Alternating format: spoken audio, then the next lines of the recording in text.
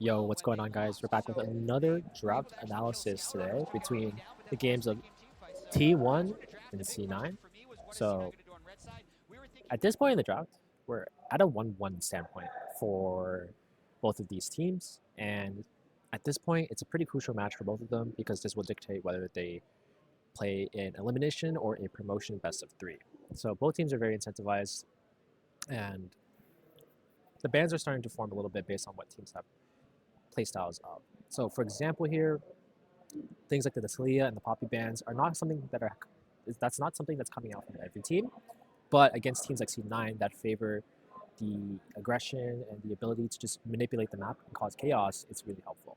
Things like the Kaylin and Renata have been coming up a lot as well, and just the different priorities have been coming up. In the case of T1 this time, they have acknowledged the priority on Xayah that a lot of teams have been going for. This could be because a lot of other teams really like it and they don't really want to deal with it in potentially in the 1-2 opener from C9. Like I mentioned, it's not very strong in isolation, as it definitely like divulges the power across both of the laners, as you can see C9 picking it here. But it's something that they don't want the direction of the game to go towards.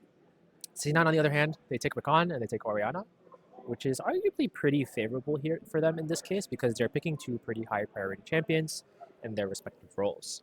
The only downside here is that technically in this situation, Rakan is not as blindable because of his potential for his abuse, right?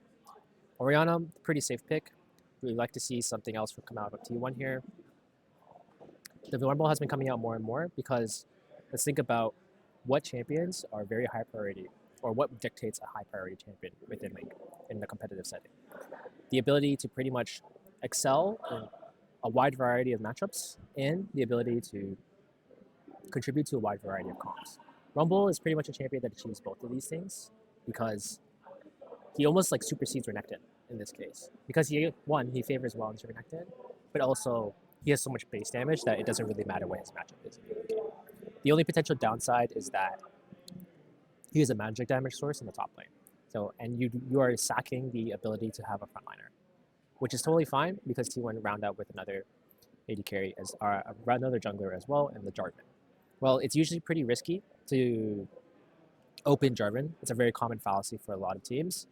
T1s feel confident that they are hedging against anything that C9 would potentially pick because of the Orianna openers. It's been rising more and more as a counter to that.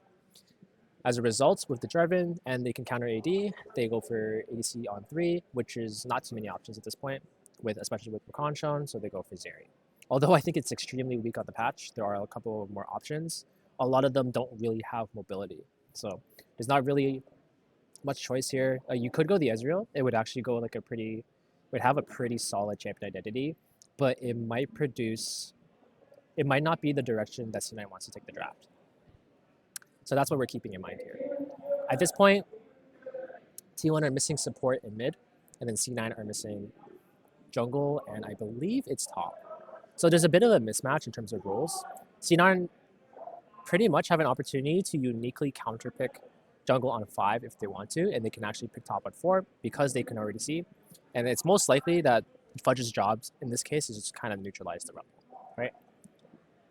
You don't normally jungle R5, but due to the situations of the amount of priority picks they've been getting and the response they have on R3, they're just looking to really take that and maximize its advantage. Blabber can play things like the Kindred as well, so we'll have to see. It's not very possible in this case, depending on how much more engaged a T1 opts for, but it is something to consider.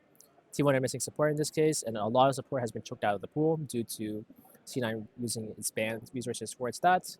However, Rakan has pretty weak laning overall, especially on his own. So this is where you see the super interesting pick from the Bard from T1. The reason for this not being bad in this situation is because they are already aware of the potential of the Zeri Rakan. It's going to be very slow lane, and the two ways that you can outscale it, the two ways to deal with it are basically you can outscale it, which is not very possible when they B1 Xayah, or they put pressure on other areas of the map, right? of course, champions like Nautilus and like other engaged champions can do this, but the reason a champion like Bard is actually pretty nice in this situation is because it exchanges the frontline capability of those champions in exchange for increased roam potential and less punishment for it due to the chimes and whatnot. And in a lane where C9 doesn't have much capability to punish, it's actually pretty smart. The silence is pretty interesting though because there's really not much for T1 to really take from them. So it's very possible it's strictly a compositional like boost, right? He's pretty homeless, I'm gonna be honest. Like there's very few ults that he's going to benefit from. Orianna, Rakan, Zeri, Jax, like there's really not much. So it could strictly be for the dueling potential. Like I'm just trying to rationalize it, but it doesn't mean that it's like the most sensible pick. It's totally fine though. It is what it is, you know, since it's C9. I mean, since it's T1 rather. C9 roundout with Bel'Veth actually, which is not too commonly known, but it matches really well to the J4. The only issue with that is that it's a pretty slow champion.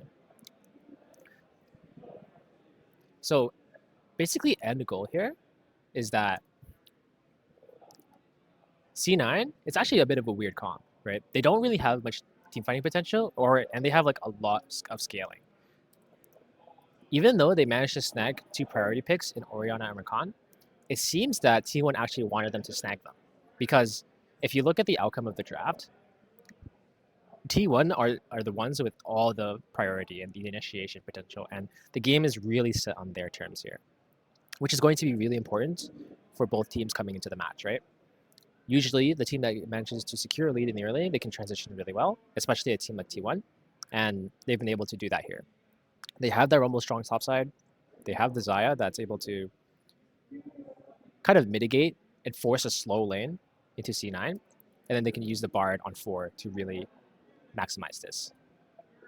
So key points are the J4 not being used optimally on purpose to kind of draw out specific comp styles from C9, so, aka the Zeri pick, and then taking advantage of that and the lane dynamic they've created on bot side, and then having Keria pick a champion that can just impact the rest of the map if they wanted to. So it's like, it's really smart by T1 here to be able to manipulate the draft in that direction, where it's subtly the case and not really obvious that this is what they were going for. This is an example of like the layers of draft and like really how deep it can get. So hopefully that will make sense to you guys, and I'll catch you in the next one. Cheers.